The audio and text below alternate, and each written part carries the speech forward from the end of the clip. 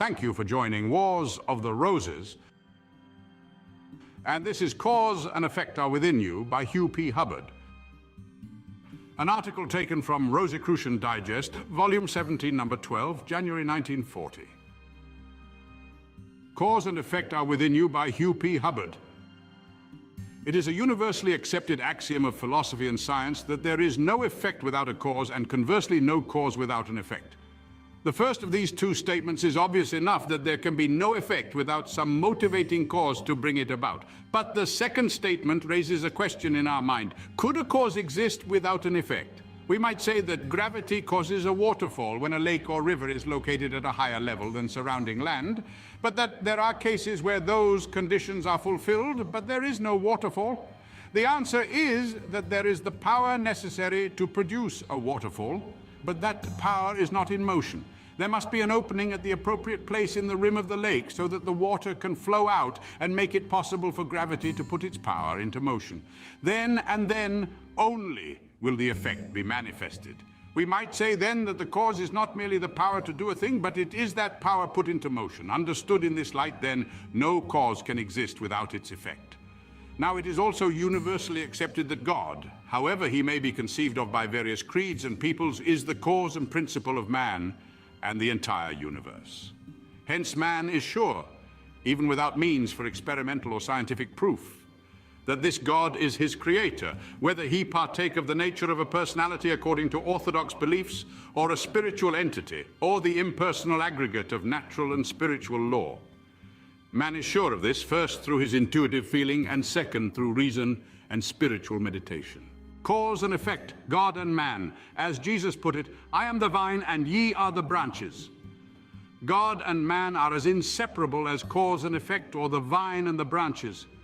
One of the most important functions of effect is to make us conscious of the cause. The cause is an invisible thing, while the effect is the corporeal or visible manifestation thereof.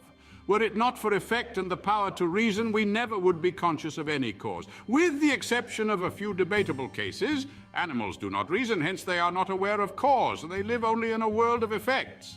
But man, if he thinks and acts intelligently, lives in a world of both cause and effect. And when man's motive is right, he can change unfavorable effects of his life and surroundings by bringing different causes into motion. Notice I did not say man can change cause. For God, cause, principle, is changeless. But different causes may be brought into operation to bring about different effects. Just as you might stop gravity from making a waterfall at the lake's edge by damming up the outlet and installing a pump, which when put into operation would have exactly the opposite effect and carry the lake on up the hillside to a higher location. In this case, we do not change or do away with the law of gravitation. We simply apply a different law or cause and produce a different effect. Hence, we see how useless it would be to beg or implore God to stop the law of gravity because we want our lake raised instead of lowered. We would not do such a foolish thing, but we do things just as foolish when we ask amiss about other things concerning laws which we do not understand. When we wish to accomplish anything in the physical world which is beyond our present knowledge, we do not beg the laws of science to do the thing we want done. Instead, we get textbooks explaining these laws and learn how to use them so we can apply the right causes and thus bring about the desired effects. As in heaven, so on earth, or conversely, as in the realm of physics, so in the spiritual realm, we must get and read books and articles explaining the laws of spirit if we would apply them to bring about the desired effects in our daily living. Ideas are emanations from God. They are inspirational and creative. They are cause. Thoughts are effects and are changeable depending upon the idea cause, which comes to us by inspiration and brings thoughts regarding those ideas. It's been stated that God and his creations are one and the same thing. In one sense, this is true, but it requires explanation. Man being made in the image of God is like him. Therefore, man has within himself, individually, cause and effect. The cause, or real man, we say, is the ego, while the effect is expressed through his physical body. The cause is invisible, the effect is visible.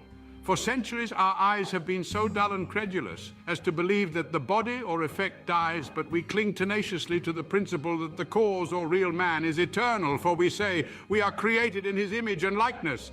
Hence, Since the cause or ego of man never dies, the effect or body must keep reappearing time after time till he sees the error of belief in disease and death. Then will he demonstrate life eternal and have control over his flesh body and cause it to appear and disappear at will for his best use, just as Jesus did. Greater things than these shall ye do, he said.